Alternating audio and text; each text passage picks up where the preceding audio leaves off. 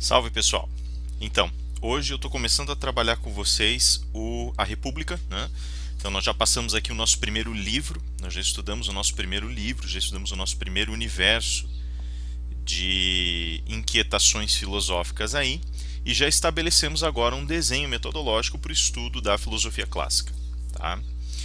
O que a gente fez no banquete, a gente vai aplicar agora diretamente na República com alguns refinamentos, tá? Eu vou hoje, nessa sessão, nessa semana, eu vou tentar explicar para vocês aqui como funciona a República.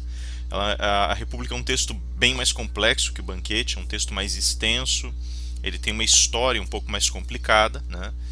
É uma história de produção, eu digo, mais complicada, né? Mas ele é um texto assim tranquilo de entender, tá? Tem algumas coisas só que a gente tem que levar em mente que eu vou discutir com vocês agora. E aí na próxima semana eu vou pegar o grosso do texto e vou discutir com vocês os argumentos da justiça e a formação da República Perfeita, explicando como você faz a transição entre uma coisa e outra, tá? Hoje e ao longo dessa semana, a minha preocupação primordial é tentar explicar para vocês por que a discussão começa no pé que começa e o que é semeado nela dentro do contexto específico da produção do texto da República. Veja, tem muitas coisas, muitas estratégias, muitas técnicas de escrita que foram revigoradas desde o banquete e que foram refinadas e por isso ganharam implicações mais pesadas, mais fortes dentro do contexto específico da República. E a gente precisa discutir isso antes da gente ingressar especificamente naquilo que é o texto propriamente dito, tá? Eu vou começar então a fazer a leitura desse texto. Eu já coloquei aqui de propósito a imagem, essa aqui é a capa da versão antiga da Penguin Collection, né, do texto da República, né? E ele mostra justamente a cidade-estado, a ágora, né, elevada, mas mostra todo o caráter ritual e todo o caráter religioso da vida política na antiguidade.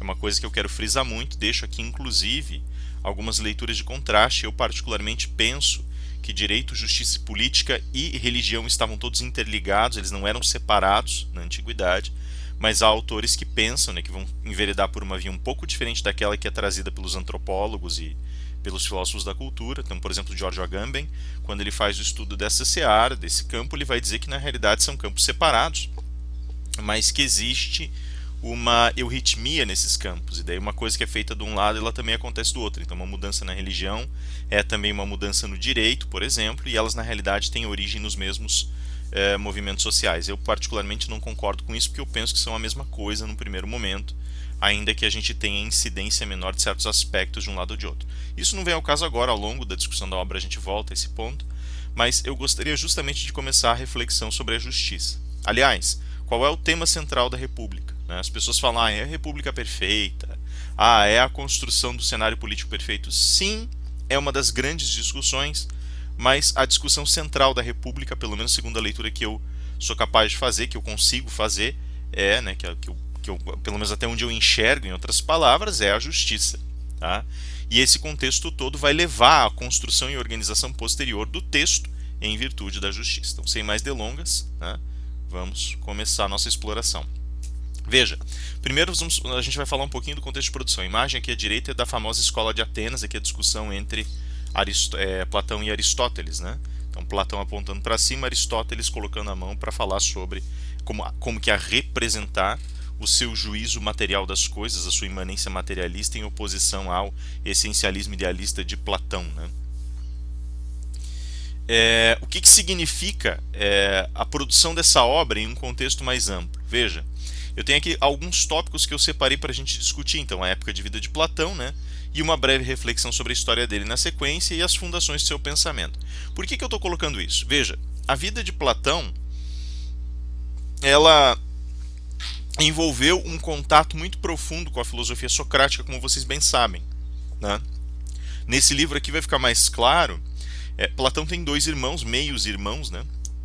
Ou meio-irmãos, meio-irmãos mais velhos. E esses meio-irmãos mais velhos, né, Adimanto e Glauco, eles têm um contato anterior com a obra e com os estudos de Sócrates, né? Eles são nascidos numa vila muito próxima de Atenas, e os dois eles acabam se envolvendo no círculo de aprendizes de Sócrates muito cedo e acabam recebendo estudo socrático e acabam sendo inundados por esse estudo, e o Platão, por consequência, acaba também recebendo esse estudo na sequência. Então, grande parte da filosofia dele, evidentemente, ela vai crescendo a partir do pensamento socrático, e aí a gente tem que levar em consideração alguns pontos notáveis do pensamento socrático. O primeiro deles é, por exemplo, que Sócrates teria sido o primeiro a trazer à tona uma discussão separada sobre o problema da ética no âmbito da filosofia. Não é que a ética não tenha sido objeto de discussões, mas ela nunca tinha sido estudada em separado, ela tinha sido contemplada dentro de outras filosofias, mas ela não tinha emergido no pensamento até Sócrates, pelo menos pelo que se entende, pelo que se sabe da história da filosofia, notadamente a partir de Diógenes Laércio, dos historiadores do período, e evidentemente de todos os estudos de filosofia que vêm depois. E isso significa ao mesmo tempo que, por conta dessa exploração do ethos, nós passamos, nesse sentido específico, né, da construção de uma conduta ética e assim por diante, né, o ethos ele tem na realidade um caráter mais amplo aí no pensamento grego, né, ele tem duas significações, duas traduções possíveis, né, uma delas é caminho ou percurso, né, não no sentido não no sentido de vereda, no sentido de estrada, mas um caminho ou percurso no sentido de uma construção existencial gradual, né? Então uma vida que você vai desenhando e que tem um percurso próprio, ela tem um ethos, né? E também é colocado como caráter, né? Então assim, ó, o Rafael ele escolheu viver a vida dele de um jeito, tem um ethos a vida dele, né? Esse ethos vai demonstrar se ele tem um bom caráter ou um mau caráter, né? Os dois termos na realidade eles estão intimamente coligados. Aqui a gente segue a lição do Hjelmslev no sentido específico de agregar todos os significados de uma palavra e entender qual é o leque de alcance dessa palavra na exploração desses significados, não quais são os significados separados e qual eu uso em cada situação, tá? Não é isso. Até porque eu não uso, eu enfatizo. Deixa isso para lá por enquanto, agora não é hora de discutir isso. Basta nos saber agora que Sócrates inaugura essa discussão ética. E tem uma segunda coisa que Sócrates faz, e faz com grande propriedade, que é a inauguração do problema da essência, né? Então ele basicamente visita os temas pela maiêutica, e o seu discurso ele é, digamos assim, o primeiro discurso filosófico a permitir, em um sentido próprio, uma exploração mais vertical daquilo que nós podemos chamar de uma ontologia. De novo, não que não tenha sido feito antes, né? A inovação não se encontra aí, várias discussões são travadas antes, só que o essencialismo presente nessas discussões ele tem relações um pouco mais cosmológicas, místicas às vezes. Ele é mais difícil, ele tenta encontrar a essência em elementos que estão visíveis, a gente já vai explicar isso melhor. E em Sócrates não, Sócrates consegue lidar com a noção de que a essência pertence a um terreno não visitável e não visitado pela consciência humana. Então são duas características que eu quero que vocês lembrem, tá? A primeira dessas características, eu vou tentar ser mais didático aqui, porque o texto ele vai ficando cada vez mais cabeludo, ele vai ficando cada vez mais complicado à medida que a gente avança. Eu já vou explicar por quê. Então a primeira questão é que em Sócrates nós vamos ter a construção da ética como eixo de discussão. A segunda é a discussão independente da essência e, portanto, de uma ontologia. Fechou, né? Veja, o Platão ele absorveu todas essas explorações e a raiz de todas essas linhas de pensamento. E absorvendo isso, ele começa a promover reflexões que vão gradualmente levando à produção do seu idealismo. É que o Platão, quando ele começa a absorver essas compreensões, essas formas de compreensão, ele começa a polarizar as forças essenciais no plano das ideias. E aí vem a famosíssima observação que todo mundo dessas alturas já conhece e que aparece em várias passagens da obra dele. E é justamente por isso que ele aponta para cima nesse quadro. Quando Platão se posiciona dessa forma, ele está basicamente dizendo: a essência das coisas está no plano das ideias. E essa essência vai se desmanchando, se misturando. Não é que se desmancha, ela se mantém, mas ela basicamente se mistura no plano material. Então o Platão começa a inaugurar a noção de que existe um plano chamado physis, ou physis, né? Que é o mundo físico, e existe esse outro lugar que é o mundo das ideias. Ok? Que depois vai ser justamente chamado de plano metafísico, mas isso vai ser depois de Aristóteles, né? Que é quem emprega o termo metatafísica, metatafísica, né? Que é justamente as coisas que estão além do mundo físico. Deixa isso por enquanto, que também é um outro problema, mas só para a gente ter uma ideia, né? Então basicamente os fundamentos da ética e da ontologia levam em Platão a uma exploração dessa essência no universo ideal. Cara, isso aqui ele tá basicamente inundando esse livro. E é uma coisa que nós vimos sugerida no banquete, mas que nós só vamos ver realizada a totalidade de sua fruição em textos como a República. Tá? Veja, por que eu me dispus a falar um pouco sobre a história de Platão? Porque as influências filosóficas na vida platônica não acabam aí. Eu pus mais três: os laços mistagógicos, a matemática e a metafísica. Se vocês já viram lá, terminaram de ver o vídeo anterior, e eu espero que sim, por conta da nossa agenda, por conta do nosso calendário, né? Vocês vão lembrar que eu falei sobre mistagogia lá pelas tantas. Falei inclusive num exercício. A mistagogia, ela é o caráter iniciático de uma filosofia ou religião. Então você entra ali e você começa a aprender coisas novas que são basicamente segredos guardados ou coisas que dependem de um estudo mais cuidadoso, por isso mistagogia, né? Matemática é óbvio, metafísica, né? É justamente esse conluio, esse enlace que o Platão vai trabalhar. Agora, como é que ele chega nessa mistura? E essa é a questão interessante. Ao longo da vida, evidentemente, Platão teve outras influências e estudou outros filósofos, aprendeu e bebeu de outras fontes. E nisso, Platão vai fazer um exercício muito interessante. Ele começa a mesclar, por conta das viagens que ele fez, muito do pensamento das terras que ele visitou. E agora, o que acontece? O Platão, ele sabe-se aqui, cogita-se, não se tem certeza de tudo, mas cogita-se que ele tenha viajado muito pela Itália, pelo sul da Itália, que ele tenha viajado à larga pelo Mediterrâneo e que tenha tido uma temporada muito grande no Egito. E no Egito ele teria conhecido os pitagóricos, né? Vê que engraçado, ele saiu da Grécia e foi ao Egito para conhecer o pensamento pitagórico, porque ele tinha se enraizado muito lá, né? Por conta da ligação com a arte do pensamento egípcio, né, que tem essa precisão matemática, os pitagóricos encontraram um terreno muito fértil de reflexão lá, e o Platão acaba tomando contato nas viagens dele com os pitagóricos no Egito. E por conta disso ele começa a absorver princípios matemáticos mais profundos para o seu trabalho. Você pensa, como assim Platão vai ter matemática no trabalho? Quando a gente abrir um pouquinho da discussão dos livros 4, 5 e 6 da República, vai ficar mais claro. Tá? Vejam que eu só pedi para vocês lerem os três primeiros, tá? Três primeiros. O quarto, quinto, sexto, sétimo eu vou discutir por conta, vocês podem ficar tranquilos, tá? Então, assim, o desenho que ele está formando é um desenho que também é resultado das experiências de vida e das viagens dele. Ao longo da vida dele, ele vai viajar pelo Mediterrâneo, conhece os pitagóricos e acaba absorvendo princípios da matemática. Também com isso acaba absorvendo princípios de uma série de religiões e cultos que têm uma relação mais profunda com essa mistagogia. Então, por exemplo, aqui a gente tem um espelho do culto eleusino. O culto de Eleusis, ele era um culto secreto, né? Eleusis funcionava basicamente como um culto fechado em que só os iniciados poderiam participar dos rituais, né? O culto eleusino tinha a ver com a primavera, com a fertilidade, com o renascimento e com a crença na imortalidade da alma e no renascimento, na reencarnação, tá?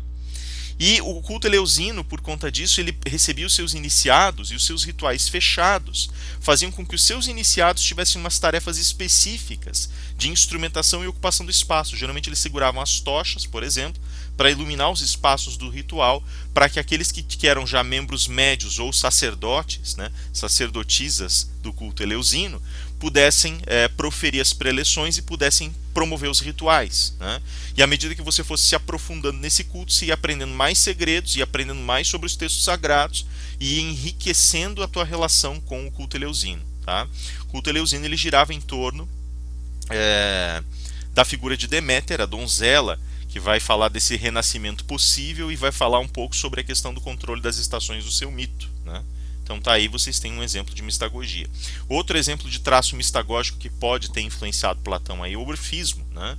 O orfismo ele ainda está relatado um pouco em cima daquilo que nós chamamos hoje de fragmentos órficos, né?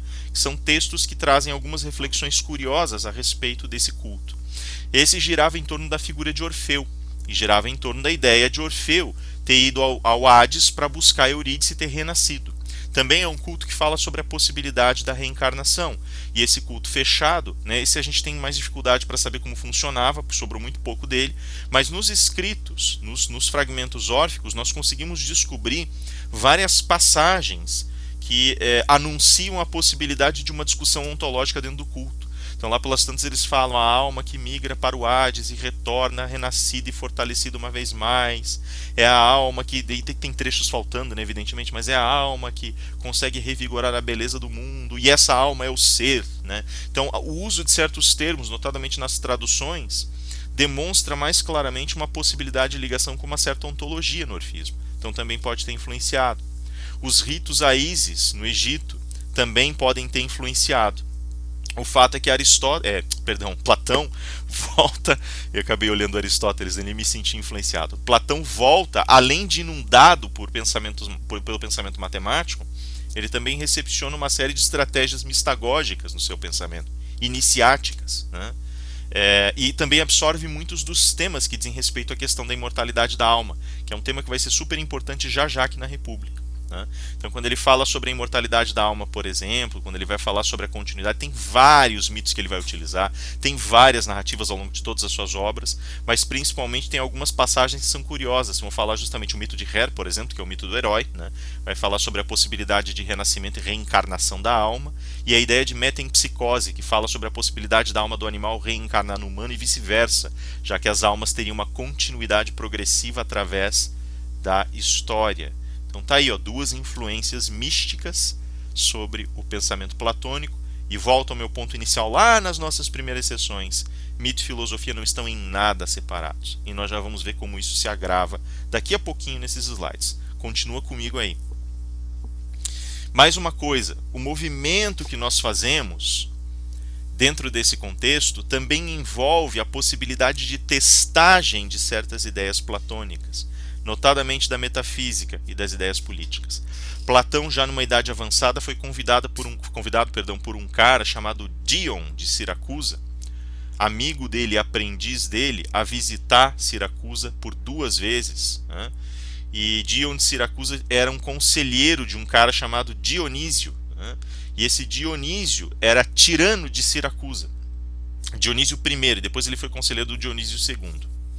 E Dionísio I era um sujeito que começava a procurar nessa época soluções filosóficas para o seu governo, porque ele queria governar com maior perfeição. O problema é que Dionísio, sendo um tirano, ele era um tipo de tirano muito especial. Ele não era o tirano que queria ver o bem do seu povo. Depois nós vamos explicar isso melhor, né? Como um tirano pode querer ver o bem do seu povo. Ele era o tirano ganancioso, ele queria comandar mesmo, ele queria se manter no poder, ele queria se enraizar no poder. E aí Dionísio começou a escutar as ideias platônicas e quis criar ruído e distorcer essas ideias. Termina que na luta intelectual Platão acabou ganhando um pouco de força e conseguiu de alguma maneira convencer Dionísio a mudar um pouquinho dos seus caminhos. Mas não muito, mas o Dionísio até que aceitou. E Platão acabou saindo nesse sentido como um amigo e como uma pessoa que tinha auxiliado Siracusa, né? E evidentemente Dion capitalizou em cima disso, sendo ele um comerciante, um conselheiro, ganhou importância na corte. Quando Dionísio I falece, ele deixa o trono para seu filho Dionísio II, e o Dionísio II tem um auxiliar, um conselheiro chamado Philistus, né? Pelo menos é o que reza a lenda, e esse filósofo chamado Philistus começou a convencê-lo na realidade a fazer o fechamento do governo naquele velho formato de tirania que garante as relações de poder. Então, de um lado você tem esse Philistus que está lá incentivando e alimentando a ideia de que relações de poder têm que ser encerradas, que o povo tem que obedecer, que você tem que comandar pela força e assim por diante. E do outro lado, Dion, que insiste em dizer, olha, você precisa abrir espaço para a participação popular, não há governante que se mantenha no poder só pela força, porque manter-se só pela força isola você. A gente tem experiências recentes, em muitíssimos casos ao redor do globo, que mostram isso.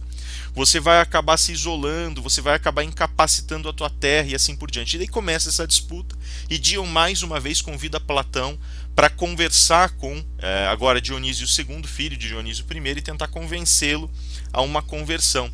E ele meio que convence, expulsando Philistus da corte e conseguindo espaço para testar aquilo que seria a formação de um espaço de governo perfeito, o espaço que vai ser descrito na República. E agora Dion, incentivado e estimulado, e Platão, eles começam a tentar criar um espaço de discussão e ensino, educação filosófica. E eles começam a alimentar grupos com isso. E Dionísio II vê o perigo, porque agora ele pensa, estão formando uma classe de intelectuais que vão saber lidar com os instrumentos de governo e vão saber me enfrentar. Não posso deixar isso acontecer. Expulsa Dion, e agora ele prende Platão na corte. E Platão agora, está certo que ele é muito bem tratado, ele é tratado como um convidado de honra, mas ele fica preso. E agora ele não pode mais sair, justamente para que ele não siga Dion para criar uma resistência fora, porque a essas alturas o Dion, expulso, já está se organizando com opositores de Dionísio II para tentar derrubá-lo do trono de Siracusa. E Platão não consegue sair. Enfim, ele fica preso, o fato é que dali um pouco Dion acaba sendo banido de vez, que ele tinha sido só expulso, só estava em fuga. Dionísio II assambarca todas as propriedades de Dion, e Platão tem que sair fugido de Siracusa, né? Ele acaba tendo a liberdade dele aliviada, né? Mas Platão acaba tendo que sair de Siracusa. Siracusa foi uma fissura na vida dele, né? Dionísio I, quando estava desagradado com ele, tentou armar o assassinato dele. Chegou ao ponto dele ser vendido como escravo no porto, quando ele estava indo embora. E Dion ter que interferir em algumas ocasiões. E agora Platão tem que sair fugido, né? Porque basicamente abriram as portas para que ele saísse de modo que ele pudesse ser atacado, acossado e agredido. Mas ele consegue escapar para Atenas de volta. Então, assim, se Platão teve alguma experiência material que envolveu a produção da metafísica, e notadamente a aplicação dessa metafísica na leitura política, na leitura de governo, foi em Siracusa. Foi o melhor exemplo para ele, porque ali ele viu todo o terror que um autocrata pode gerar no poder, né? E aí a gente tem o contexto que eu queria passar para vocês, né? Então tem todo esse contexto que está ali alimentando a obra, beleza? Agora, o que acontece? A obra, quando é produzida, ela tem vários temas. Tem uma coisa que é necessário manter em mente antes de eu falar aqui dos personagens. A obra, ela foi produzida da idade madura para a velhice de Platão, primeiro ponto. Segundo ponto, a obra nunca foi concluída, tá? Ela nunca foi encerrada. Então a gente não sabe qual é o desfecho que Platão queria dar para isso. E terceiro, talvez não tenha sido Platão escrever a obra inteira. Existem mudanças estilísticas graves dentro da obra que podem ser representadas por um envelhecimento de Platão, mas que ao mesmo tempo podem ser representadas por uma presença de outros indivíduos na produção da obra. Veja, quando Platão volta de suas jornadas pelo Mediterrâneo, já está mais velho, ele se estabelece em Atenas e ele constrói um negócio que ele vai chamar de academia. A academia, ela é um espaço de discussão da filosofia. Eu comentei um pouquinho antes aí com vocês, né, para falar um pouco sobre a terminologia platônica e como ele produzia a filosofia dele. A academia, ela trazia essa mistagogia com ela. Você tinha que ser iniciado para entrar ali, você tinha que ser iniciado na filosofia para poder estudar na academia. O estudo não era simplesmente um estudo de escola, tá? Então ele não era a escola platônica, aristotélica, perdão, não era a mesma estrutura. A academia era um espaço de discussão. Pense, por exemplo, por que nós chamamos o nosso espaço universitário de academia em ocasiões. Porque ele é um espaço de debate. Não é um entra para ensinar e os outros entram para ouvir. Todo mundo entra para discutir. O problema é que com o passar do tempo, Platão começou a perceber que as pessoas que ingressavam na academia não tinham o mesmo ritmo ou a mesma condição de trabalho que ele tinha, ou que as pessoas mais experientes tinham. E por conta disso, muitas vezes, em muitas ocasiões, os debates se tornavam mais aulas, mais à moda da escola aristotélica. Então a academia acabou virando um espaço de instrução. E aí eu falei lá Laplacianos para vocês que existia uma instrução esotérica com S, que era essa que atravessava o processo mistagógico, e portanto atravessava um processo iniciático, tinha todo um desenho. E daí tem o outro lado da moeda, que era o processo esotérico com X, que é aquele que promove ofertas, que traz o conhecimento, e leva para fora do espaço acadêmico, para fora do espaço da academia, tentando estabelecer processos de aplicação do conhecimento. Isso era notadamente utilizado por legisladores, por governantes, né, por pessoas que dependiam, negociantes, pessoas que dependiam de algum instrumento científico, que dependiam de alguma reflexão ética, de alguma reflexão racional, tinha algum problema para resolver e não conseguia. Tá? Então isso tudo foi trazido para a construção acadêmica. Agora, por que eu coloco isso? Porque os indivíduos que supostamente participaram da produção dessa obra a muitas mãos pertenciam à academia. E isso complica mais ainda o processo, porque aquilo que era esotérico com S, interno para a academia, não era escrito por Platão, era simplesmente ensinado, era discutido. Algumas vezes nós víamos que membros da academia faziam as suas anotações e um pouco disso foi legado para nós. E a República é uma produção interna, uma das raras produções escritas internas que acaba sendo cortada por debates aos quais nós não temos acesso. Isso dificulta a compreensão da obra. Então eu quero que vocês percebam como o desenho da obra está sendo forjado e como ele está crescendo, como ele está ampliando o alcance da obra.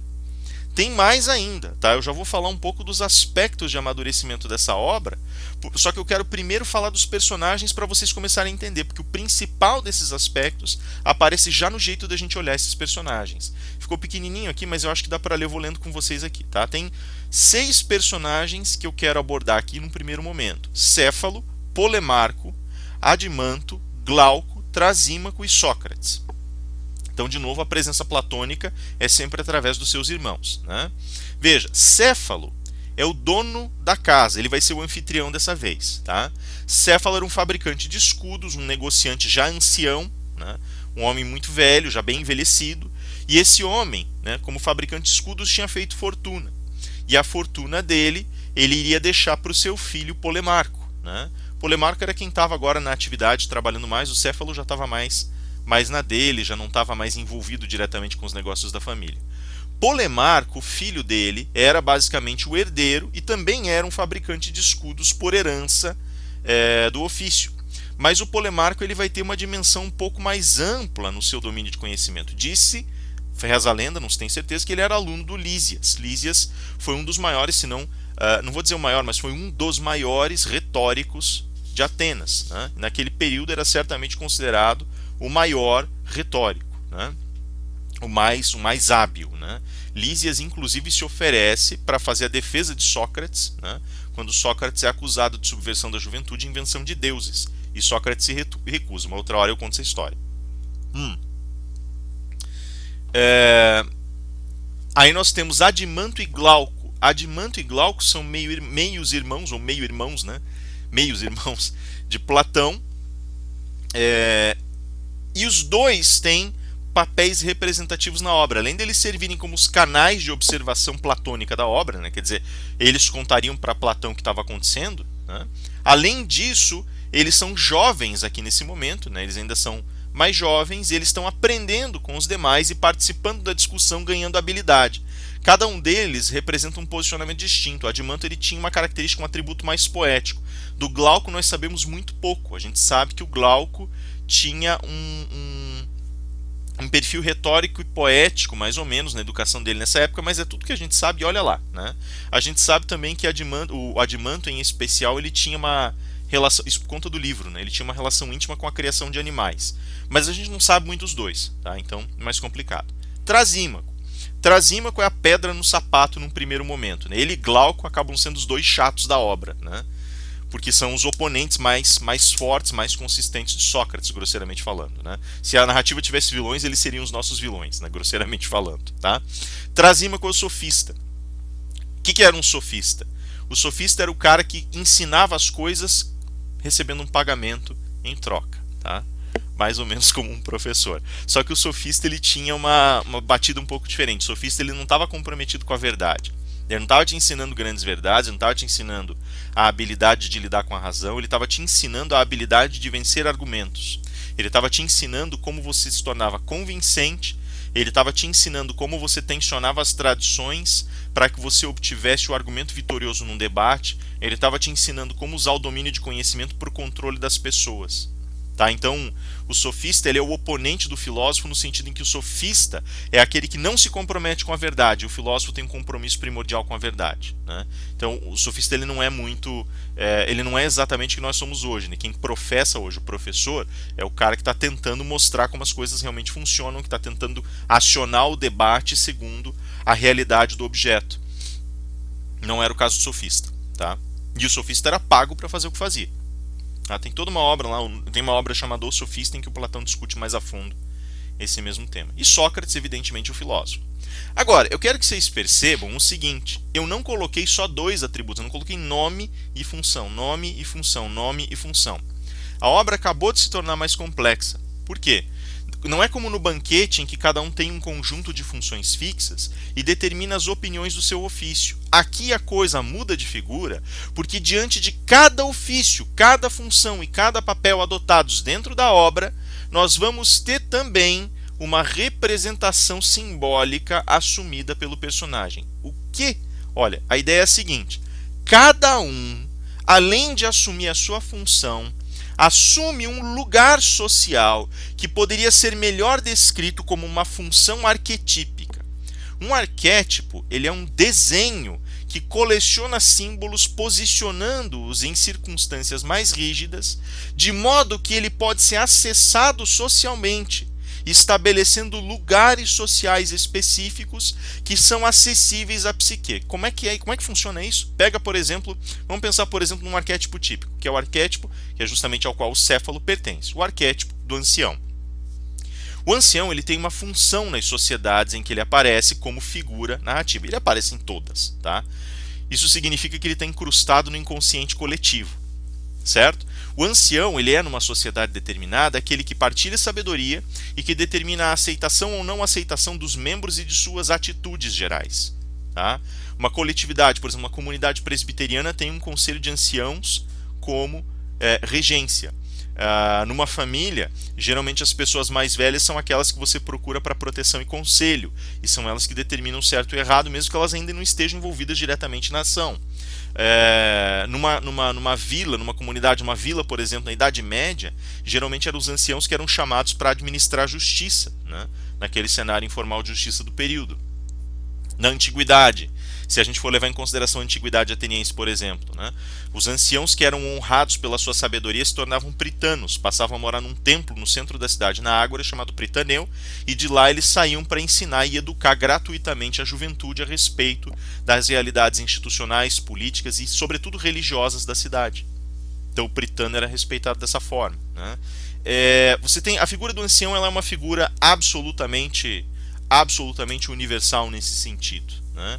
Então, assim, o ancião que é o sacerdote ao mesmo tempo. Pense nas religiões de matriz africana e na figura do ancião sacerdote, né? Ou da anciã sacerdotisa. Percebem? O ancião é aquele que cria o laço com o sagrado e, portanto, determina a ordem das coisas em uma determinada sociedade. Isso é um arquétipo. Mas por que é um arquétipo? Porque não importa se você acredita, compra essa ideia ou não, ela está de tal forma incrustada na tua psique que ela desenha as tuas relações sem você notar, percebe? E a sociedade aceita, e isso é o mais importante. Um pai, um patriarca, por exemplo, ele é considerado o líder no sentido das representações simbólicas, tá? Cuidado, porque isso não significa que as sociedades possam ser misóginas, machistas, não é isso. Ele representa um certo tipo de liderança que é a liderança espiritual. O matriarcado é a liderança pelo acolhimento, a proteção pelo acolhimento. Perceberam? Ó? Tem diferença e tem que tomar muito cuidado, porque senão a gente acaba descambando para interpretações erradas e começa a usar os arquétipos como armas, né? E não é assim que funciona. Percebem a ideia? A jovem, né? Então o que significa a figura da donzela, da jovem? A figura da pureza, né? Isso no sentido simbólico, de novo, né? A figura da pureza, a figura do... Então pensa, por exemplo, todo o questionamento social que nós temos no sentido da emancipação e do empoderamento feminino, né? Super necessário, diga-se de passagem. O movimento que é feito, ele é um movimento de questionamento da estrutura arquetípica, mas ele está lidando com ela enquanto a questiona, porque a estrutura não desaparece. A donzela ainda é o repositório da pureza e do sagrado na pureza, percebem? A mãe é o sagrado como força nutriz e força geracional, força reprodutiva, força criadora pura. A anciã, a sabedoria.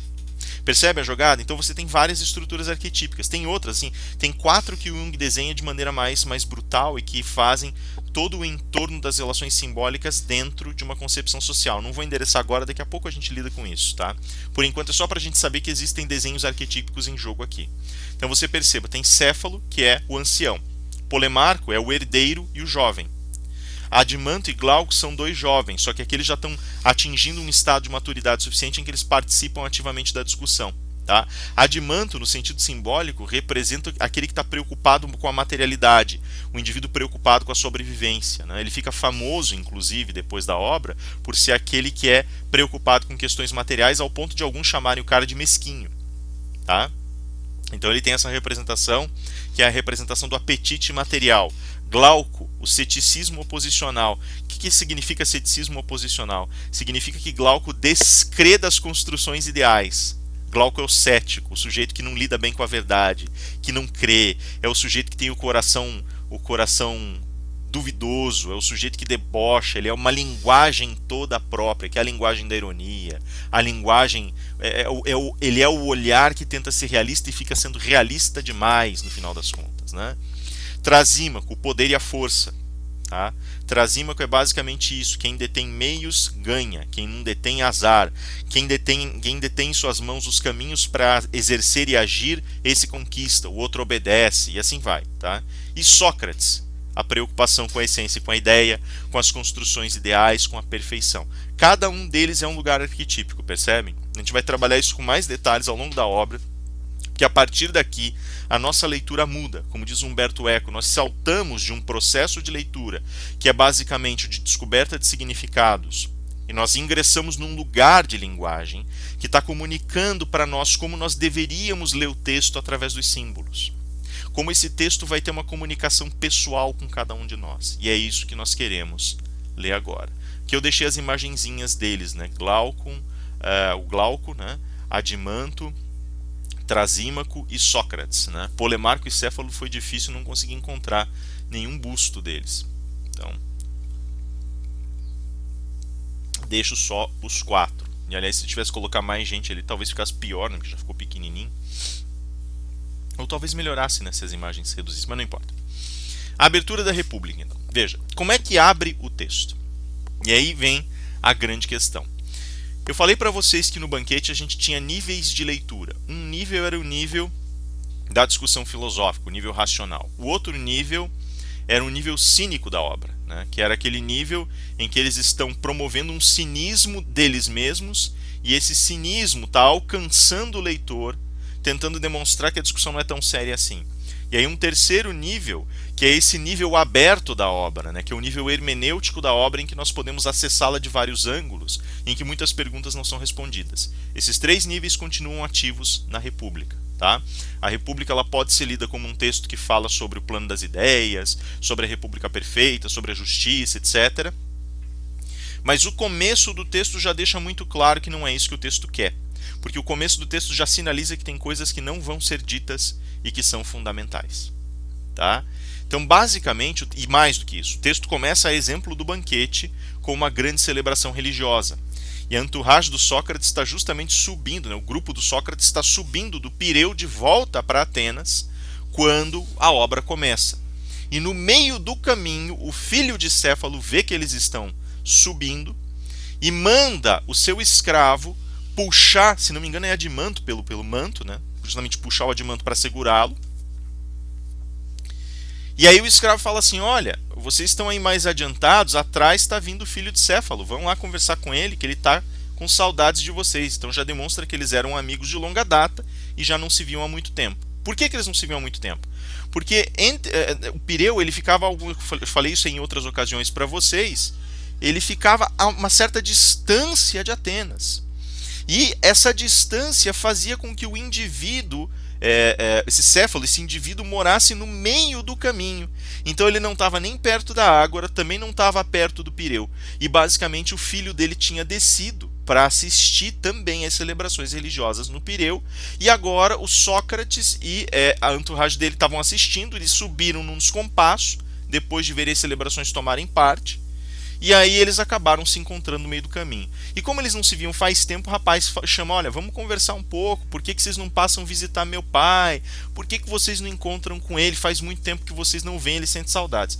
E aí o Sócrates fala: pô, mas será? Né? Eles começam a ficar na dúvida, eles falam: mas nós queríamos chegar a Atenas, porque né, nós temos aí um tempo de caminhada ainda pela frente, é cansativo.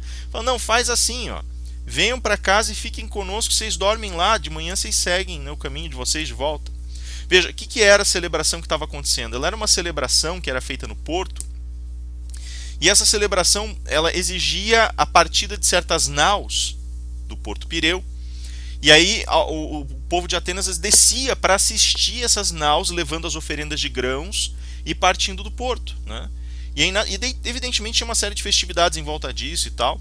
E uma das maneiras do filho do Céfalo atraí-los para casa é a seguinte: ele fala assim: olha, amanhã nós vamos ter a tradicional corrida de revezamento que nós temos na celebração. Então os corredores vão passar a tocha uns para os outros e vão fazer a corrida e aquele negócio todo.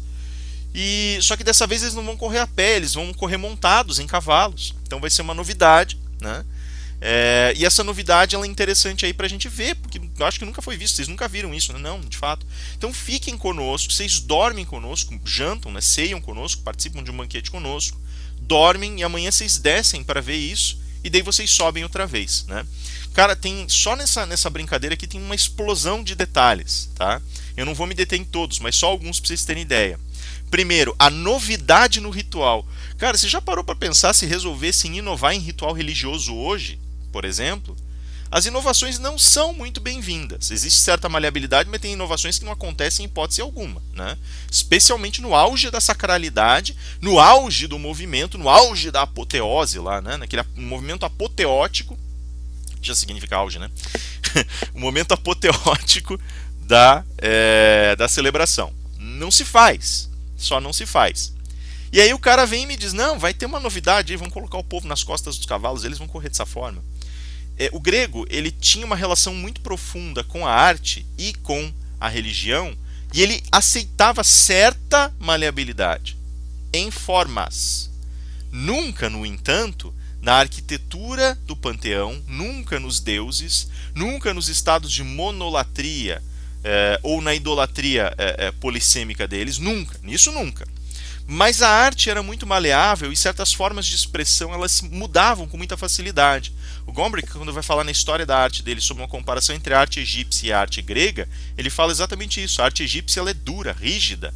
Ela só muda uma vez com Akhenaton e depois disso a revolução de Akhenaton acaba e 1000 anos subsequentes levam a mesma arte que foi produzida milhares de anos antes. E na Grécia não, ela é leve, ela se modifica, ela se transforma, porque existe uma certa leveza na construção dos rituais e uma ligação muito profunda de certas formas de expressão ritual com certos modelos de arte, certos modelos de desempenho físico, de esporte, de ginástica. Tá aí o exemplo, tá? Então esse é um exemplo da maleabilidade, da leveza da cultura grega. Mas mais do que isso, né? Ele ainda fala assim, olha, fiquem conosco, participem do banquete, tal, porque vocês nunca viram aquele negócio todo. E nessa fala assim, fiquem e vejam o dia seguinte, fiquem conosco, a gente também percebe como existe essa instituição da reunião e da recepção do visitante. E a instituição da figura do anfitrião. Tá? Então a gente já tem 2 elementos aqui. Tá? Mas não bastam esses elementos, tem outros tantos que a gente poderia discutir, né? Então, por exemplo, as dúvidas que Sócrates apresenta, que os seus convivas apresentam quando recebem o convite, e esse anseio por subir para Atenas, por voltar para a Ágora, né? Mas ao mesmo tempo essa aceitação de ficar na casa do outro, isso é típico de Sócrates. Ele tem um plano, né? Sócrates era conhecidíssimo porque isso, né, descrito por historiadores da filosofia, Diógenes Laércio, né, que era, né, mais próximo deles lá, fala muito isso. Sócrates ele se enfiava, ele saía pelas ruas de Atenas, ou até mesmo mais longe, e ele ficava conversando sobre filosofia com as pessoas, e ele sumia no caminho e não voltava mais, né? Então ele tinha uma esposa chamada Xantipa, tinha filhos com ela, Xantipa era bem mais jovem que ele, e ele, tanto que depois de um tempo a relação deles ficou meio que uma relação de pai e filha, não era tanto uma relação, né, de amantes, de companheiros. E o Sócrates, a Xantipa, ela ficava furiosa com ele, porque às vezes ele saía de casa para fazer uma coisa, tipo, vai comprar comida, né? Eles já viviam sem dinheiro, né? O Sócrates não tinha muito recurso. E não fazia questão de ter também, né? E aí ele saía para comprar, sei lá, um peixe para comer e voltava 3 dias depois, porque ele tinha ficado conversando com as pessoas, se perdia nas ruas, e conversava com um, conversava com outro, entrava em longas discussões, preleções, e aí ele voltava para casa, ela ficava gritando com ele, eu achava que você estava morto, o que aconteceu? Isso principalmente na época do regime dos 30 tiranos era extremamente perigoso, né? Porque ele estava ameaçado de morte, as pessoas odiavam ele, os 30 tiranos queriam ver ele morto, muita gente odiava ele, tinha inveja ou raiva mesmo.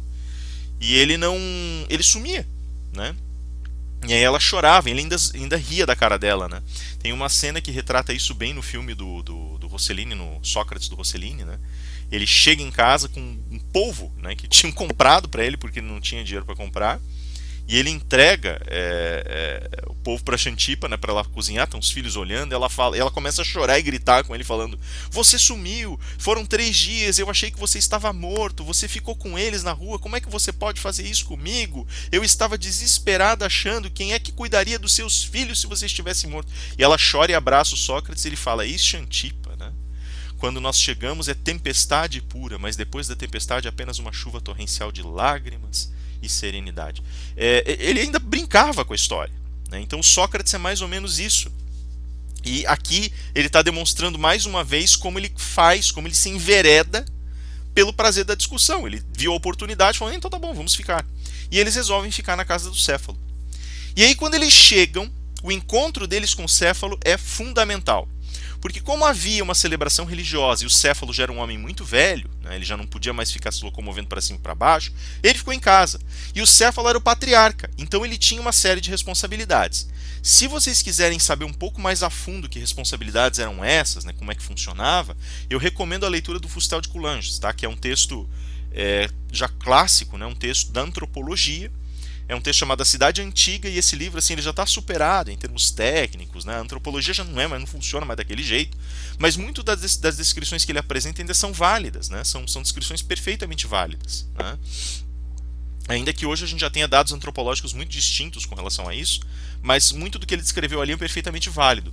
E ele fala um pouquinho sobre o que significava a religião olimpiana, o que significava o exercício dessa religião e aquilo que ele vai chamar de religião privada, né?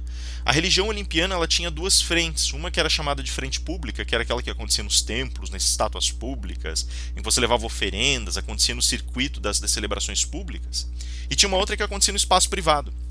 Então dentro da casa você tinha lá um espacinho cercado, que só os membros da linhagem podiam visitar, e ali tinha uma chama sagrada que nunca se apagava, e diante daquela chama e naquela chama eram feitos sacrifícios de animais, sacrifícios de cereais, todo tipo de sacrifício e oração para os deuses da casa, que eram deuses ancestrais, divindades que tinham uma ligação ancestral com a família, tá? E só quem conduzia esses rituais era o patriarca, ele tinha as obrigações sacerdotais na família, tá? Por isso que eu falei agora há pouco que o patriarcado envolve autoridade, um tipo de autoridade muito específico, né? Ainda hoje nós temos a ideia do patriarcado, do pai da família, como sendo líder no sentido de uma relação espiritual. Não é material, não é o pai manda, o pai provê, não é isso. Existe uma relação espiritual, uma autoridade espiritual. Algumas pessoas interpretam mal e querem levar isso aí para o outro lado, não importa, tá? Outra hora a gente vai discutir, nos casos, na verdade, pronto, vou falar então, nos casos a gente vai discutir isso com mais detalhes, tá? E aí, eles basicamente encontram um Céfalo coroado, de branco, e com os instrumentos, com a adaga na mão, e ele chega para saudá-los. Olá, como é que vocês estão? E abraça todo mundo, e fala, sejam bem-vindos, porque ele precisava recepcioná-los, era o dono da casa. Agora olha o traje do sujeito, coroado, né, com uma coroa se não me engano, de louros, vestindo branco, estendendo as mãos para eles. Ele estava cumprindo com as suas obrigações sacerdotais, ele estava fazendo os sacrifícios no íntimo da casa. E ele recepciona as pessoas e daí começa a brincar com eles. Ele fala, nossa, que coisa boa vê-los. Como é bom ter pessoas pessoas queridas perto de mim. Por que é que vocês não vêm me visitar mais? E aí Sócrates, o Adimanto e Glauco, por que é que você não sobe a ágora? Né? E o próprio Polemarco, o filho dele, né, o filho do Céfalo, fala, meu pai não pode subir, ele é um idoso. Ele fala, de fato, eu estou muito velho para isso, eu não aguento mais a jornada, é muito cansativo para mim. Então vocês é que têm a obrigação de vir me visitar. Né? O jovem tem que vir visitar o velho porque ele tem energia, o velho não tem mais. E eles falam assim, mas para você deve ser chato também, a gente não vem visitar porque deve ser muito chato você receber a gente, né? Pensa, você tem aí toda essa experiência de vida, tá aí com a tua vida tranquila, ganha, e de repente vem aqui esse bando querer comer na sua casa e querer ficar te perturbando. E o Céfalo fala assim, olha, na verdade é muito agradável ter vocês. Aqui começa uma disputa interessante que é a herança do banquete. É muito agradável ter vocês, né? É fato que o poeta fala que nós chamamos para nós aquilo que tem atributos parecidos. Lembra que eu falei lá no finalzinho do banquete, falei numa das discussões, aí se não me engano, num dos vídeos, comentei isso. E aí ele fala assim, olha, é verdade, falam que realmente a gente procura por aquilo que é mais semelhante a gente, né? Então o moço procura o moço para ficar amigo, o mais velho procura o mais velho para ficar amigo, né? Porque talvez eles tenham interesses parecidos, virtudes parecidas, pensem parecido. Eu não concordo muito com isso. Na verdade, para mim é um alívio ter vocês, porque quando as pessoas chegam na minha idade, a conversa delas é sempre a mesma.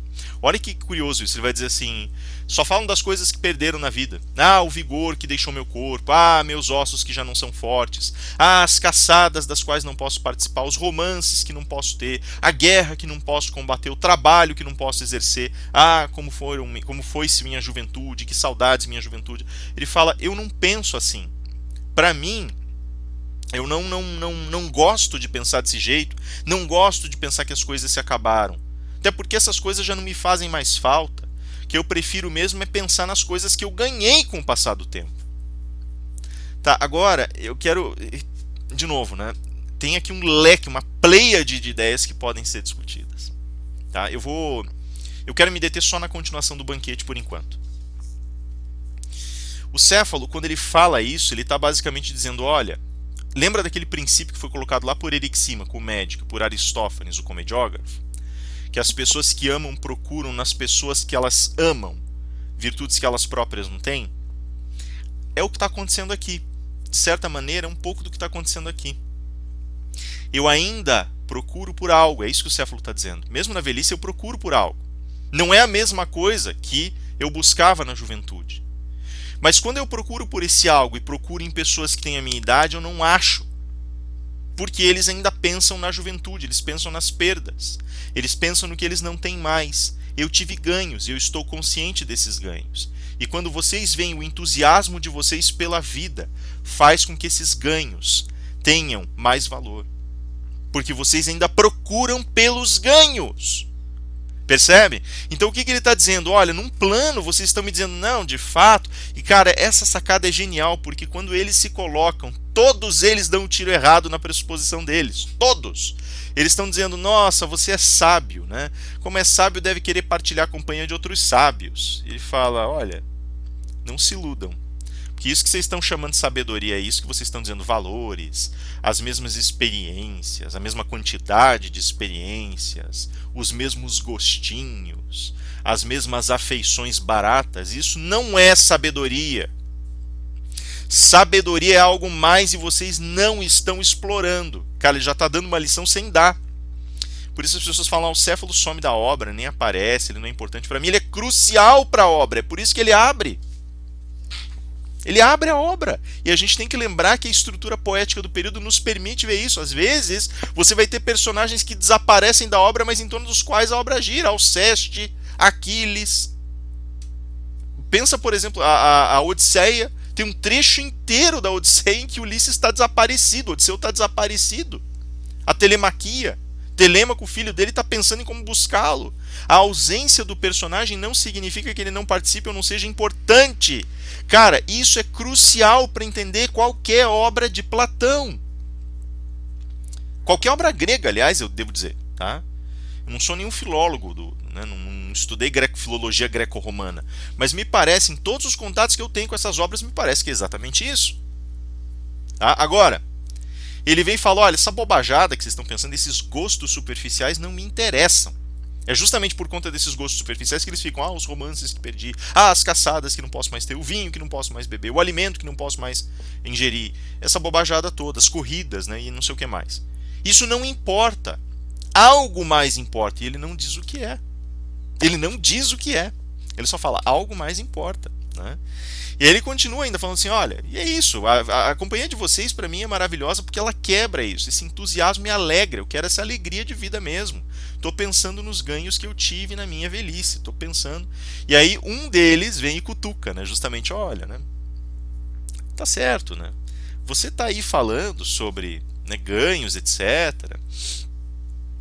Mas você tem que entender também que as tuas preocupações elas vêm de um lugar em que você tem conforto, né, Céfalo? Olha aí, você tem uma fortuna construída. Você não tem que se incomodar em ganhar a vida, né? Então eu acho que esse é o ganho principal, né? Pô, velhice, tua velhice pelo menos, né? Uma velhice sui generis, ela trouxe conforto. Você está bem guarnecido, teu filho está cuidando dos assuntos da família, você tem recurso no bolso, você é rico, tá tranquilo, né? Fala, olha, de fato, e aqui começa a beleza da coisa, né? Porque fala, olha, de fato, eu devo admitir que eu sou abençoado, eu tenho realmente recursos, né? E é engraçado porque eu estou, em termos de recursos, entre o que meu avô fez e meu pai fez, né? Diz ele. Meu avô foi um homem muito rico, mas muito mais rico do que eu jamais sonharia ser, né? E por conta disso ele deixou uma herança gigantesca para o meu pai. E meu pai não sabia lidar com isso e demoliu a herança da família, né? E arrasou com a herança da família e ficou pobre. Então eu tive que começar do zero. E aí eu cheguei num nível hoje em que eu tenho mais do que meu pai tinha, com certeza, porque isso não era nada difícil, né? Qualquer coisa era mais do que ele tinha, mas menos do que o meu avô tinha, né? E eu estou feliz com isso. Se você quer saber bem, eu estou bem feliz com isso. Porque tendo entre os dois e tendo me feito, olha que sacada, agora ele confessa o que é importante, né? Estando entre os dois e tendo me feito, eu vejo que eu construí algo que não é nem de mais e nem de menos. E isso é o mais importante. Por duas razões. Primeiro, olha que ele fala, eu deixei um exemplo adequado para Polemarco. Trabalhe, faça as coisas por si. Olha que fantástico, cara. E daí na sequência ele diz assim, mais do que isso, eu não vou deixar para Polemarco nem tanto que ele possa ficar sem trabalhar, e nem tão pouco que ele precise morrer de tanto trabalhar como eu precisei. Então ele está na média.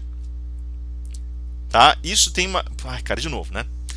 Abre-se de novo todo um horizonte de reflexões. E eu tenho certeza que Platão fez isso de propósito.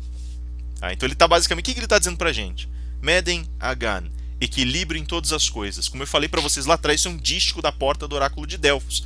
É um conselho sagrado dos oráculos. E ele está dizendo, tá aqui ó, o conselho sagrado. Agora deixa eu explicar por que o conselho sagrado é necessário, né? E ele basicamente já delineou isso nas partes anteriores. O exagero levaria meu filho a ficar preguiçoso. A falta levaria meu filho a ficar amargo. Eu deixei para ele o suficiente para ele ficar satisfeito, não morrer de fome, mas ter que trabalhar para sobreviver, para manter o que está construído para os filhos dele. O que eu fiz então? Eu não deixei dinheiro, eu não deixei bens materiais, porque isso vem e vai. Eu deixei para o meu filho uma lição de vida, qual seja, meu filho entende hoje que é preciso ser responsável e que a atividade que você realiza com as tuas mãos dignifica você e tem um papel. Então o que ele está dizendo? Antes ele falou, só reclamam os velhos, que não podem mais comer, que não podem mais caçar, que não podem mais correr. Eu penso nos meus ganhos. Que ganhos são esses? Ele fala genuína sabedoria. Como assim genuína sabedoria? Não é a matéria, não é o mundo material. É o que você ganha na tua alma, é o que você é capaz de fazer, é o que você é capaz de ensinar, é o que você é capaz de construir com as tuas habilidades, é o teu ofício. São os teus ofícios, é o domínio de conhecimento que você tem, é a tua aproximação com a sabedoria. É isso que importa nessa vida. E é isso que é legado para a linhagem. Você pensa que eu estou deixando fortuna para o meu filho? Isso é bobagem. Eu estou deixando um legado da alma para o meu filho. É isso que ele está dizendo. Olha que fantástico. Céfalo é a nota elevada desse texto. E tem coisas que ele diz que não vão ser explicadas. E aí tá. Ele fala, olha, é isso, basicamente, que eu estou resumindo, evidentemente, o diálogo entre os dois, né? E ele fala assim, eles começam a ter um diálogo rápido sobre o significado da amizade, sobre essa questão da ligação, né, entre indivíduos, e ele fala que a amizade que ele tem com os mais jovens é uma amizade mais relevante e tal. E aí falam para ele lá, pois é, mas você tá aí, já não tá mais preocupado. Ele fala, olha, a minha preocupação, a minha falta de preocupação com questões materiais, como a minha própria intervenção deixa entender, ela não vem do fato de eu ter as coisas. Ao contrário. E ele usa uma estrutura muito poética. Ele fala, né, como diz o poeta, à medida em que nos afastamos dos anos do nosso nascimento e nos aproximamos dos anos da nossa morte, nós começamos a considerar não aquilo que passou. Então agora ele está criticando a falta de sabedoria dos homens da idade dele, mas aquilo que virá. Pronto, e aqui a mistagogia, a religião, o mito se reinscrevem. Ele fala, sabe, hoje, com muitos anos sobre as costas, eu estou menos preocupado com o que passou e com o que eu deixo materialmente. Eu estou mais preocupado com o que vai acontecer comigo depois. Então eu estou mais preocupado com o que vai acontecer com a minha alma. E agora, o Céfalo começa a inaugurar o processo, a discussão que vai acontecer ao redor da questão da alma. Mas não é só isso que ele faz. Ele vai dizer assim, olha, eu tenho que me preocupar hoje. Se eu olho por cima dos ombros, não é pensando nas coisas que eu perdi, no que eu curtia fazer, no que eu podia. Eu não posso mais caçar, certamente, eu não posso mais correr, eu não posso mais ter atividades amorosas, eu não posso mais beber um monte, comer um monte. Meu corpo não me permite. Mas se o corpo perdeu muita coisa, a alma ganhou muita coisa. E isso eu não troco. A alma, o que eu ganhei na alma é mais precioso. Por quê? Porque ele está chegando no fim. E ele entende isso. Ele entende que enquanto ele se aproxima do ocaso da vida dele, É a alma que fica. Cara, ele está declarando abertamente: tem algo de mim que continua. Ele está declarando a crença dele. Isso vai ter importância na maneira como Platão pensa agora. E ele vai dizer assim: olha, tudo bem, eu realmente entendo, né, que a alma, portanto, floresce. E agora eu tenho uma preocupação extraordinária, que é a seguinte: eu me pergunto se as ações, se as atitudes que eu tomei foram atitudes adequadas ou não, se elas fizeram a alma crescer ou não, se elas apequenaram a alma ou elevaram a alma. Eu me pergunto se nas minhas atitudes, e lembrem-se, eu fiz essa pergunta para vocês e volto a fazer, ela vai assombrar vocês para o resto da vida de vocês. Eu me pergunto se eu agi com justiça ou não. Porque ele entende que certamente será julgado. Ou pelo menos algo vai acontecer com ele. Então ele está pensando: o que é que vai acontecer quando eu me apresentar diante dos deuses? Que juízo farão de minha alma? Foi esse homem justo ou não? Falei, isso é a grande preocupação que eu tenho em minha mente. Então olhem a tensão que está dentro de Céfalo. Eu coloquei aqui 4 temas, né, dessa recepção. Céfalo está em idade avançada, ele vê a morte chegando e ele entende que ele adquiriu certa forma de sabedoria. Ele entende que os laços de amizade são mais interessantes quando feitos com os mais jovens nesse sentido, porque os mais velhos já não têm nada a oferecer. Ele também entende que existe uma virtude individual concentrada na justeza da alma do indivíduo. E ele também tem uma preocupação geracional. Fala: o que fica na matéria não é coisa, não é recurso, não é comida, não é grão, não é nada disso. É a geração que você deixou. Ele está explicando para a gente como a cabeça de um ateniense funciona. Mas mais do que isso, ele está explicando como a cabeça de um ateniense muito lúcido funciona. Não qualquer ateniense, mas um ateniense muito lúcido, que refletiu bastante sobre as coisas da vida. E agora, esses 4 elementos fecham o processo todo em uma última grande questão. Céfalo está sendo, ou ele está dirigindo as últimas ações da vida dele para uma performance que o torne justo. Não gosto dos velhos que só reclamam das coisas, prefiro os jovens. Por quê? Por esse entusiasmo, porque vocês valorizam as coisas da vida? Sim, também. Mas Céfalo percebe que na idade avançada, pelos laços de amizade, com a necessidade de ser justo e legar algo para uma linhagem, legar algo para a sua linhagem ou para gerações futuras, ele percebe que a única coisa que importa agora é pegar o que ele aprendeu e jogar para frente. Ou seja, Céfalo é um homem preocupado com a educação dos outros. Ele se preocupa com a alma dele, mas não só com isso. Ele está entendendo finalmente que preocupar-se com sua própria alma é preocupar-se com o outro. Isso é fantástico. Isso aqui é o fundamento de toda a discussão ética em Platão e depois em Aristóteles. É o fundamento. E é o fundamento da justiça. Para que eu consiga me salvar, eu tenho que primeiro tentar salvar o outro. Não forçosamente. Eu tenho que pegar o que eu aprendi e jogar para o outro. É assim que funciona. Cara, é lindo o que ele está falando, porque o que ele está dizendo é assim que funciona a vida humana. Você vive a extensão dos teus anos, aprende um monte de coisas, erra, acerta, queima as mãos, carrega tuas cicatrizes, pensa nas besteiras que fez. E você tem 2 alternativas no fim da vida: resmungar como um cético. Quem que é o cético da história? Não é o Glauco? Resmungar como um cético, né, e preocupar-se com as questões materiais, Adimanto, os 2 personagens juntos. Ou você pode entender que tudo que você fez de besteira, todos os erros que cometeu, todo o sofrimento que você teve, vai servir para ensinar alguém, para que alguém evite o que você não conseguiu evitar. Então conta a tua história. Percebe a jogada? Eis o grande movimento, então, que está por trás do processo de constituição do Céfalo. Atrás aqui eu pus Na realidade isso aqui é uma representação, um mosaico romano que representa a academia platônica, né? Então um pouco da discussão, os livros nas mãos, as anotações, os pergaminhos nas mãos, e o círculo de discussão. E aqui de novo, né, Platão e Aristóteles, né? E agora nós estamos fazendo uma discussão a respeito da alma e da justiça, né? A gente deve lembrar que a justiça, ela acabou de ser posicionada por Céfalo como um atributo da alma. E um atributo que leva ao juízo sobre a alma. Veja, o destino da alma é a preocupação central dele. Para ele entender esse destino, ele precisa costurar esse destino sobre a sua justiça, a sua justeza. E enquanto ele faz isso, ele também está tentando se tornar mais justo. Tem 2 coisas que me fazem entender que ele está tentando se tornar mais justo. A primeira eu acabei de contar para vocês, que é o fato dele querer ensinar, o fato dele querer ficar com os mais jovens. Tem uma segunda. Depois que Céfalo diz tudo isso, ele fala, olha, e daí começa uma discussão sobre o que é justiça. Sócrates pergunta, mas o que você entende por justiça? Céfalo fala, olha, eu não posso ficar aqui porque eu ainda não terminei os rituais que eu tenho que terminar. Então eu vou para dentro, onde vocês não podem me seguir, e eu vou fechar os rituais lá. Depois eu volto a ficar com vocês. Mas eu deixo Polemarco como meu herdeiro na discussão. É legal porque o jogo dele, né? O Polemarco ainda fala, quer dizer então que eu sou seu herdeiro, seu primogênito, né? E ele é de fato, né? Ele está rematando várias coisas com esse herdeiro. Ele está dizendo, olha, tudo que eu tenho eu deixo para ele. E a discussão, eu deixo Polemarco, apesar dele ser jovem, discutindo com vocês, porque vocês precisam ser bem recebidos e ele me representa porque ele é meu sangue. E eu confio nele, e eu ensinei ele. Mas também porque Polemarco serviria, ele desfrutaria muito dessa discussão, ele aprenderia muito com essa discussão. E Polemarco é a minha grande preocupação. Olha a sacada, percebem? E aí o Polemarco assume o lugar.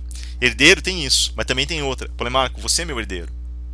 Eu me preocupo com você, eu quero que você aprenda e você merece aquilo que há de melhor. Polemarco, você é meu herdeiro. Não se acomode com aquilo que eu construí. Porque se você se acomodar com aquilo que eu construí, você será uma sombra de mim. E você não nasceu para ser uma sombra de mim, você nasceu para ser Polemarco. Percebem? Polemarco, você é meu herdeiro. Minhas responsabilidades passam a você na minha ausência. Cara, essa mensagem é importantíssima. Ele fala, vou ter com os deuses e deixo Polemarco como meu herdeiro. Vou ter com os deuses. É isso que ele diz. No final ele fala, então vou ter com os deuses. Ou seja, ele vai para a presença dos deuses. Ele fala, olha, inevitavelmente, Polemarco, perceba, essa ação vai ecoar no futuro porque eu estou indo ter com os deuses agora, mas saiba, um dia eu vou ter com os deuses em definitivo e você ficará e toda essa casa pesará sobre seus ombros e o manto sacerdotal e a coroa sacerdotal e a adaga sacerdotal e os animais e os cereais e os sacrifícios, tudo será seu. A responsabilidade será sua, não os prêmios da herança. Percebem o movimento? Cara, Céfalo é o sábio da obra. Ok?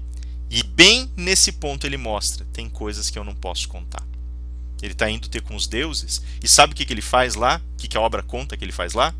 A obra não conta nada. Nada. Porque não é para contar. Porque se você é um ateniense, você já deve saber mais ou menos. Mas a obra não pode contar, porque aquilo ali é secreto, mistagógico. E é um tipo de iniciação que você não pode atravessar. Ou você é do sangue, ou não é. Percebem? Isso mostra, cara, tem tanta coisa para discutir em cima disso, dura que eu não tenho tempo. Infelizmente, talvez eu faça um vídeo extra só para, mas daí vai ser um extra para vocês assistirem se vocês quiserem. O que está sendo colocado aqui é que a relação de sangue fala mais alto. Então a gente pode entrar aqui nas estruturas de parentesco, pode começar a falar de Levi-Strauss, pode começar a falar do ramo de ouro, pode começar a falar dos antropólogos que estudaram toda essa raiz, pode falar dos filósofos da cultura, pode falar do significado da família nesse momento, pode falar do Fustel de Coulanges, pode, enfim, né? Não vou conseguir fazer isso agora, não dá. O que me interessa agora é que quando ele sai e vai ter com os deuses, ele acabou de revelar para a gente a essência da construção das ideias ontológicas em Platão. A essência das ideias ontológicas, da ontologia em Platão, está aí. Vou ter com os deuses. O que ele foi fazer lá dentro? O texto não diz, mas a gente pode descobrir. Primeiro, era uma celebração e ele foi sacrificar um certo Deus. Que Deus era esse? O nome desse Deus é descrito nas notas sobre esse texto como sendo Zeus Erkeios. Zeus Erkeios ou Herkeios, né? Esse Zeus ele é ligado a aspectos da natureza e à caçada, a fartura da caça. Nós estamos entre a Ágora e o Pireu. Então a gente está numa região acessível. Zeus Herkeios, ele vem de uma mistura com uma divindade, ele na realidade acaba sendo uma monolatria, quer dizer, uma veneração de um deus só, que advém de um outro exercício de monolatria germânico, de um deus da caça germânico, e ele é absorvido para a cultura grega. Segundo aspecto, tá? Céfalo não está territorializado na Ágora, e ele participa desse movimento de enriquecimento e leveza religiosos que absorveu um novo culto. Tá, mas você falou que havia rigor. Há rigor. Você não pode inventar deuses, nem aviltar os deuses. Mas você pode trazer deuses de fora sem problema nenhum. Né? Dependendo, claro, do grau de aceitação, adaptabilidade, dependendo das relações políticas, das relações geográficas. Nesse caso, a absorção de uma divindade germânica não é de todo insana, nem de todo inaceitável. Ela foi absorvida e está sendo venerada na região, um deus da caça. Certo? Então já tem o segundo. O que ele falou agora há pouco? Olha que engraçado, né? Ele dizia assim, o que eles falam lá pelas tantas? Que perderam os amores, não podem beber, não podem comer, não podem caçar. Qual é o papel da caça nessa sociedade? Né? Platão vai fazer uma descrição, um exercício longo sobre o significado da caça, o apresamento para funções extraordinárias, a caça com flecha com animal, né, do animal, a caça do peixe com anzol ou rede, a pesca, a caça do ser humano para escravização na guerra. Tudo isso são formas de caça. A caça é uma forma de apropriação. Ele está agradecendo as coisas que ele apropriou ao longo de uma vida. Percebem? Cara, tem mais coisa, tá? Tem muito mais. A discussão nem de perto acaba aqui. Mas tá aí. O fato é que ele vai ter com Zeus Herkeios, vai fazer a oferenda, tudo que foi apresado, tudo que foi conquistado ao longo de uma vida. Existe a mensagem de fundo da conquista e tem um problema central, porque não é qualquer conquista, não. Zeus Herkeios é um daqueles deuses que aparece como uma fisionomia de civilização diante de uma totalidade natural indistinta e incontrolável. Céfalo não está falando de qualquer conquista, não. Ele está venerando esse cara, esse deus, porque ele está agradecendo as conquistas civilizatórias sobre um espaço indomado. E você pensa, nossa, o cara por um acaso era um... O cara era um fabricante de escudos, o cara não era um explorador, né? Não, de fato, não era. Pelo menos não se tem notícia, né? A gente não sabe da vida dele inteira, né? Mas tem algo que ele conquista e que fica presente aqui. Os espaços, as regiões selvagens de sua própria alma. Se vocês voltarem, a gente voltar agora aqui no slide, ó, quer ver? Vou dar um pulo aqui para trás. Olha que fantástico. Vê como isso aqui é a continuação do banquete. Ele é a sabedoria anciã e ele representa, nesse sentido, essa forma de controle. Inocência da juventude, facilmente levado por ideias errôneas, ilusões, por... Ele não é tão jovem assim, né? Mas ele é facilmente levado por ideias errôneas, por ilusões, por rompantes, forças desejantes. Materialista, desejos materiais. Ceticismo oposicional, incapacidade de atingir a verdade, né? Quantas vezes na juventude a gente não fica com o coração amargo de ver como o mundo está dando errado e os nossos ideais sendo castigados? A fantasia do poder e da força. Quem deseja, toma. Quando você toma, reifica. Sim? O desejo toma, não é isso que eu quero dizer. Não é quem deseja toma, porque a gente tem barreiras. Né? Louvado seja o Senhor, a gente tem barreiras que aparecem justamente na nossa formação neurótica, na psique neurótica, na psique da neurose. E aqui a gente tem então poder e força, essência e ideia, o pensamento socrático. Belíssimo, mas será que não está equivocado? E é essa a mensagem que Céfalo passa. Todos esses caras aqui, ó, têm venenos para a aquisição da verdade, porque todos eles têm algum desejo oculto. Todos eles têm algum espaço natural, alguma dimensão natural incrustada no ser humano que é inevitável, que é inafastável. E Céfalo está lutando para afastar, ele está justamente lá dentro, levantando suas orações, levantando suas rezas para o seu Deus, tentando entender como é que você afasta certos desejos malevolentes do coração, tentando entender como é que a razão impera sem que ela seja iludida por ideias, tentando entender como você não se deixa levar por fantasias de poder e força, tentando entender como o coração não se desgasta todas as vezes que ele é derrotado em tentar vencer os seus próprios anseios, tentando entender como nós não vivemos só por ganhos materiais e pela desconfiança do amanhã, tentando entender sobre como nós conseguimos vencer aquela inocência da juventude que diz que tudo que nós vemos é verdade, não o que refletimos. Está aqui. Isso é o que o Céfalo representa nesse texto. Percebem? Esse é o choque. Então, dois grandes motivos para falar sobre essa aquisição da justiça. Ele faz a performance porque ensina, e lá dentro ele faz a performance porque está tentando purificar a alma dele de regiões selvagens. Está tentando se limpar de estados sombrios da construção arquetípica. A sombra arquetípica, que é o teu lado mais escuro, o teu lado mais profano, o teu lado mais temido, o lado destrutivo, e as zonas, as regiões selvagens, que arquetipicamente, como diz o Jung, são os espaços das relações desconhecidas, erráticas, selvagens e incontroláveis. Forças desejantes, em outras palavras. Perceberam a jogada? E aí nós chegamos ao auge dessa primeira discussão, que já se alonga demais, e eu peço desculpas por isso, mas é necessário.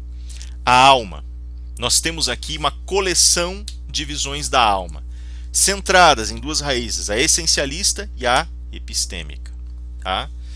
Veja, o grego ele tem uma concepção um pouco diferente de alma. Vocês aprendem lá com a Josi que o termo grego para alma é psique, né? Esse Y geralmente é lido como o I com trema no alemão, não, U. eu não consigo pronunciar direito, então, né, psique, alguma coisa assim, né? Essa psique, ela é vista, se você for olhar lá as traduções da Septuaginta, as traduções tardias, ela é vista como sendo o resultado de um sopro divino que é investido, que é lançado no coração do ser humano, né, que é lançado no corpo do ser humano. E daí desse choque, do choque desse sopro com o corpo, nasce um movimento, um vento interior chamado alma, né? Então, psique envolve a ideia de movimento, né? Psique é tudo aquilo que investe teu corpo de movimento, investe o pensamento de movimento. Veja que na mentalidade grega, movimento é qualquer coisa que transforma, né? Que faz a travessia da forma e um reflorescimento em novas formas. Então, o corpo envelhecer, movimento. A árvore crescer, movimento. O movimento das mãos, evidentemente, movimento. O pensamento, movimento da mente, assim por diante, né? Essa é a primeira parte da alma e é a zona inaugural da discussão com Céfalo. O problema é que não para por aí, né? Veja, como eu disse, Platão teve um envolvimento profundo com os egípcios e aprendeu dos pitagóricos muita coisa. Os egípcios também têm uma outra visão sobre a alma, que chama Katet, né? E essa alma, esse Katet, é dividido em 6 partes distintas. E essas 6 partes distintas operam dentro do corpo, e essas 6 partes distintas criam o movimento do corpo, mas elas se dilaceram, elas se dilapidam na morte. Então uma parte, por exemplo, desaparece, vai para juízo, outra parte fica no túmulo, outra parte renasce, outra parte, assim vai, né? Então você tem várias partes e cada uma adota uma função distinta. O que você tem aqui não é diferente. Você tem 5, aqui veja, eu pus só 5, tem mais, tá? Eu pus 5 aqui para resumir, mas você tem 5 aspectos possíveis da alma, ou 5 almas, aspas, diferentes. Elementos que são absorvidos pelo Platão, que está lá no fundo agora, né, com essa fisionomia sorumbática, né? E aí você tem esses 5 aspectos aí que podem representar 5 movimentos distintos da alma, porque é assim que ela se manifesta, certo? Tem toda uma discussão posterior que a Josi trava um pouquinho, e eu vou travar um pouco mais, porque eu tenho interesse na questão da alma. Veja, a alma hoje ela é associada ao funcionamento da mente. Isso significa que a base para a epistemologia está nela. E para eu entender como a justiça opera, eu preciso entender como é que ela percorre os canais da alma, da mente. Tá? Veja que eu tenho 5 aspectos. 2 deles, os 2 primeiros, dizem respeito, a estruturas mais ligadas à imagem e à organização inicial da imagem. Então eu tenho eidos, né, que está ligado ao termo ideia, e eidolon, né, ou eidolon, né. Eidos basicamente é uma reflexão, é um estado que demonstra na mente digamos assim, demonstra na mente aquilo que vai ser espelhado de algo na materialidade. Tá? Então, eidos é a ideia essencial de algo. É uma alma? Sim. Né? Basicamente é isso. O Rafael pode se imaginar. Eu posso fechar meus olhos agora, por exemplo, falar do Rafael, mas eu fecho meus olhos e imagino vocês. Tá? Evidentemente é o que eu posso fazer agora, porque eu estou aqui na câmera. Então eu imagino vocês. Eu consigo ter uma imagem de vocês na minha mente. Essa imagem que eu crio traz os atributos e qualidades primordiais de vocês. Não sei que trajes vocês usam agora, não sei que posição vocês estão e como vocês estão, qual é o espaço que vocês ocupam, mas eu consigo imaginá-los assistindo o computador, deitados, sentados, em pé, sei lá, ouvindo. Eu consigo imaginar. Isso faz parte do eidos, porque ali suas qualidades essenciais estão resguardadas, e não importa a situação em que vocês se encontrem. Essa essência sempre emana da ideia para vocês. E aí a gente tem o eidolon. Eidolon é traduzido por ídolo. Tá? O que é um ídolo? Né? Ídolo, na antiguidade, era a estatuazinha que a pessoa venerava. Né? Então a pessoa ia lá, levava o ídolo, colocava na frente da estátua do deus, então um ídolozinho menor na frente do ídolo maior, como oferenda. Ia lá, colocava oferenda de cereal e comida na frente do ídolo, carne, sei lá qualquer coisa na frente do ídolo. Vertia o vinho no altar na frente do ídolo. Isso era o ídolo. O ídolo era objeto de veneração. A gente chama hoje, por exemplo, quando a gente fala dos nossos ídolos, fala em objetos, né, de veneração. Nossa, fulano de tal é meu ídolo, né? Tá lá, pronto. Eu venero o cara, né, aspas, não no sentido religioso, né? Mas tenho um especial apreço, uma especial admiração por esse indivíduo. Eu posso falar em ídolo também como ídolo do conhecimento, né? A gente fala em ídolos do conhecimento lá nas estratégias baconianas de leitura, mais tarde em Scheller. A gente pode falar em ídolos do conhecimento, o próprio Nietzsche vai falar, né, sobre o crepúsculo dos ídolos, e em parte fala de ídolos do conhecimento também, não só de ídolos religiosos. Nesse sentido, são ideias, são intenções, conceitos, noções pelas quais nós temos tanto apreço que nós não questionamos, nós só nos servimos de suas posições e devolvemos conceitos a título de sacrifício. Tá? Uma outra hora a gente pode elaborar um pouco mais lá na frente, na realidade a gente vai elaborar um pouco mais o que isso significa em termos epistemológicos e o que significa para a reflexão da justiça. Tá? Então esses dois primeiros níveis representam esses dois primeiros impactos quase que visuais, quase que ligados aí aos sentidos. Nous e Zoa são duas linhas de pensamento. Nous, noeta, né, no plural, são modelos de pensamento mais elevados, menos ligados à materialidade, o pensamento matemático, o pensamento lógico, o pensamento autometafísico.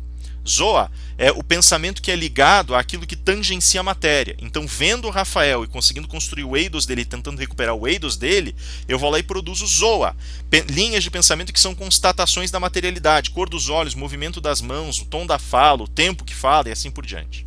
Certo? É tangencial à physis. E o daemon? Daemon é muito peculiar e muito especial. Né? O daemon, ele é na verdade, ou daimon, como alguns falam, né? Ele é na verdade resultante das reflexões socráticas. Né? Eu brinquei com vocês e falei lá pelas tantas, né? Comentei um livro chamado Criação nos vídeos anteriores, uma novela escrita pelo Gore Vidal, e nela ele falava, ela descrevia Sócrates discutindo com um emissário persa, né, com um diplomata persa, e o persa falava: o que é que você fica fazendo enquanto olha para a parede e não conserta, pedreiro? Porque o Sócrates era pedreiro na época. E ele fala: eu não sei, é como se em algumas ocasiões meu daimon me incitasse a discutir certas coisas e me incentivasse a descobrir as verdades mais profundas. Né? E aí ele é demitido como um pedreiro incompetente. Né? Então ele nem considera que o cara pode ser um grande filósofo. E assim, o que significa esse daimon? O daimon é uma alma paralela. Ele é, se nós voltarmos lá no banquete, assume a posição de Eros. Né? Porque o semideus, Eros, por exemplo, ele assume uma posição indiferente, só que no processo dele, eu comentei com vocês que ele fustiga, cutuca e faz a gente mudar. A gente tem que aprender com ele, sim? Eros agora assume a posição do daemon, ou daimon. O daimon, ele vai te perturbar, ele vai te incomodar, ele vai te, às vezes ele vai puxar o teu tapete para que você possa aprender. Ele convida você a descobrir verdades mais profundas, vidas mais concretas, realidades mais fundamentadas. O daimon é isso, é uma alma, é um semideus que está circulando você na mentalidade socrática e está te cutucando para você alcançar verdades maiores. Sim? É isso que o daimon faz, ele dialoga. Se vocês pegarem lá, tem um texto do Mircea Eliade, chama Uma Outra Juventude, deu origem a um filme chamado Minha Segunda Juventude. E nele é um senhor de idade, um professor, um senhor de idade, ele é atingido por um raio, numa celebração religiosa, não vou lembrar agora qual, uma celebração católica, e ele acaba indo para o hospital, e no hospital ele acaba rejuvenescendo. E aí depois disso ele passa por todo um processo novo de descobertas psíquicas e tal, e uma das coisas que ele descobre é que ele consegue conversar com o inconsciente dele. E aí ele começa a conversar, ele fala: eu tô com medo porque eu não sei o que é isso, né, que tá aqui na minha cabeça falando comigo. E tá literalmente quase aparecendo na minha frente, se materializando. Daí a coisa aparece na frente dele e fala: olha, você sabe quem eu sou, eu sempre estive aqui, você sempre conversou comigo, só nunca notou que fazia isso. Eu sou o seu daimon. Ou seja, eu sou o seu espelho inconsciente, e eu estou dialogando com você para tentar te mostrar realidades maiores. Só que por conta do teu medo você não aceita. Mas você tem que aceitar, sim? Daí tem outras leituras que já vão enveredando mais para o misticismo, mas aqui na visão filosófica, o daimon é teu senso crítico. É o que te faz buscar a verdade. Certo? Então são essas as partezinhas da alma. E agora nós temos aqui, que eu pus justamente a alegoria da caverna, que está lá no livro 7 da República. A alegoria da caverna, depois eu vou explicar melhor, não vou explicar hoje, nessa semana, não vou explicar na próxima. Mas a alegoria da caverna ela é especialmente importante para nós, porque ela representa todo o desenho dessas reflexões, e ela tem um lugar muito importante, que é o lugar da educação do cidadão. Veja, nós temos aqui essas 4 linhas que nós acabamos de colocar e elas de alguma forma estão representadas. Né? Então, por exemplo, nous está representado em noetas superiores e naquilo que nós chamamos de noeses. Né? Aqui nós temos o conhecimento das altas reflexões da filosofia, né, nos noetas superiores, da metafísica mais elevada, os pensamentos mais abstratos que lidam com ideias puras. Depois disso, nós temos o que nós chamamos de noeta inferiores. Noeta inferiores. Né? Os noeta inferiores, eles dizem respeito àquilo que nós entendemos como dianoia. Dianoia é como você constrói a ideia em diálogo com outras pessoas. Tá? Então isso já faz entender que na cabeça do grego a reflexão metafísica mais profunda ela acaba sendo solitária. Ela exige um esforço teu. Você está em diálogo com o teu daimon, mas com mais ninguém. Né? Pelo menos não no primeiro momento. Pode ser feito em diálogo? Pode. Mas as grandes conclusões só são atingidas quando esse diálogo gera frutos e com o daimon nós discutimos e atingimos reflexões mais elevadas. Noeta inferiores e dianoia representam o diálogo. Dianoia é o diálogo constante para a construção de ideias científicas. Ou seja, princípios que são aplicáveis ao mundo ou que têm regramentos lógicos claros. Tá? Então a matemática, a agronomia, a astronomia, né? No caso estou citando o percurso das ciências deles, né? A arquitetura e assim por diante, né? A própria governança enquanto ciência e assim por diante. Depois disso nós temos zoa e pistis. Isso é interessante. Zoa é o teu conhecimento do outro. É o teu conhecimento das coisas que te cercam. E ela envolve um negócio chamado pistis, que é fé em grego. Você precisa de fé para conhecer o outro? Sim. Porque você está partindo do pressuposto de que tem algo ali. E esse algo permite a exploração de elementos ideais. Então envolve fé. Mais uma razão para entender por que o mito e a filosofia estão juntos. Eu só consigo entender vocês que estão aí do outro lado. Cada um de vocês. Só vou conseguir conhecer se eu presumir que tem alguém aí que vocês têm qualidades, propriedades ideais, segundo essa estrutura, que emanam, que aparecem em vocês. Se eu não partir dessa crença fundamental e não tiver fé, portanto, eu não tenho como conhecer. Mais do que isso, olha, num plano mais simples. Se nós estamos em diálogo para descobrir as coisas e vocês estão oferecendo dados para que eu entenda o ser humano, para que eu entenda vocês como seres humanos, eu tenho que confiar no que vocês estão fazendo. Então eu tenho que ter fé. E não acaba aí, porque as características ideais de cada coisa que existe, elas estão ligadas em escala a realidades mais elevadas que levam aquilo que o Platão chamou de primeiros princípios. E eles derivam de uma figura fundamental que vai ser mais explorada em Aristóteles, que é o demiurgo, ou demiurgos. Demiurgos significa semideus.